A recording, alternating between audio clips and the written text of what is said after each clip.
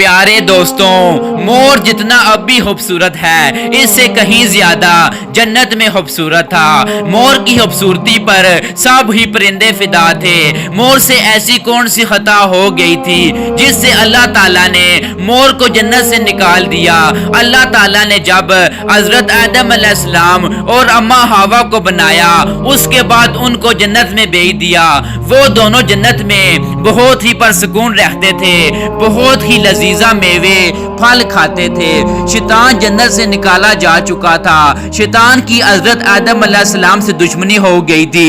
شیطان یہ چاہتا تھا کہ وہ کسی بھی طرح حضرت آدم علیہ السلام کو جنت سے نکال دے اور ساتھ میں اماں حوا کو بھی جنت سے نکال دے۔ شیطان کو یہ خبر ہوئی کہ حضرت آدم علیہ السلام کو تمام میوے کھانے کی اجازت ہے لیکن گندم کھانے کی اجازت نہیں ہے۔ شیطان انتقام کی آگ دل میں لیے جنت کے دروازے کے پاس بیٹھ گیا اور 300 سال تک وہاں بیٹھا رہا کہ کوئی جنت کے دروازے سے باہر آئے اور شیطان اس سے بات کر سکے۔ ایک دن مور اچانک سے جنت سے باہر آ گیا۔ شیطان اس کو دیکھتے ہی بہت خوش ہوا، اس کو کہنے لگا، اے خوشنما پرندے۔ شیطان نے پوچھا، اے خوبصورت پرندے تم کون ہو؟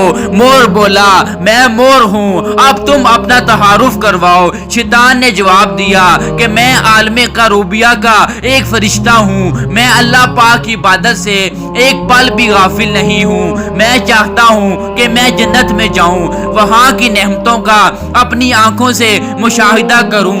شیطان مور سے کہنے لگا کہ تم مجھے جنت کے اندر لے جاؤ، میں تمہیں 3 ایسی باتیں بتاؤں گا جس سے تمہاری ابدی زندگی حاصل ہو جائے گی، تمہیں بڑھاپا اور بیماری نہیں آئے گی، تم ہمیشہ جنت میں ہی رہو گے۔ لالچ میں آ کر مور نے کہا کہ مجھ میں تو اتنی طاقت نہیں کہ میں تمہیں جنت کے اندر لے جاؤں، لیکن ایک سانپ میرا دوست ہے، شاید وہ تمہاری مدد کر سکے۔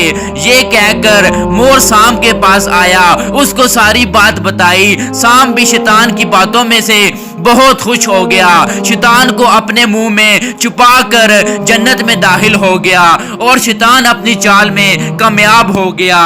جنت کے تمام نگہبانوں کو معلوم تھا کہ شیطان یہ چال چل رہا ہے اور جنت میں داخل ہو چکا ہے۔ فرشتے شیطان کو جنت سے نکالنے لگے، تب ہی اللہ پاک کا حکم آیا کہ اس کو جنت میں رہنے دیا جائے۔ وہ فرشتے اللہ تبارک تعالیٰ کے حکم سے رک گئے۔ شاہد یہ حضرت آدم علیہ السلام کا امتحان تھا۔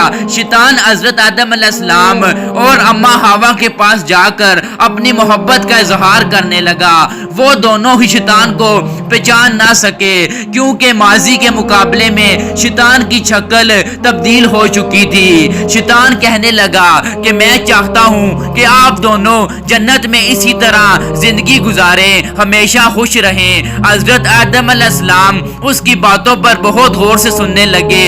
شیطان نے کہا، اگر آپ میری بات مان جائیں تو آپ کو جنت کی اور بھی بہت سی سہولتیں مل جائیں گی۔ حضرت آدم علیہ السلام شیطان کے بہکاوے میں آ کر کہنے لگے کہ یہ کس طرح ممکن ہے؟ شیطان کہنے لگا، ایک گندم کا دانہ اگر آپ دونوں چکھ لیں تو آپ کو ابدی حیات حاصل ہو جائے گی اور آپ جنت میں ہی رہیں گے۔ یہ بات سن کر حضرت آدم علیہ السلام کے دل میں رجحان پیدا ہوا، لیکن ان کے دل میں اللہ پاک کی نافرمانی کا خوف غالب ہوا کہ جب کہ اماں حوا شیطان کی باتوں میں آ گئی، ان دونوں سے اس گندم کے دانے کو چکھ لیا۔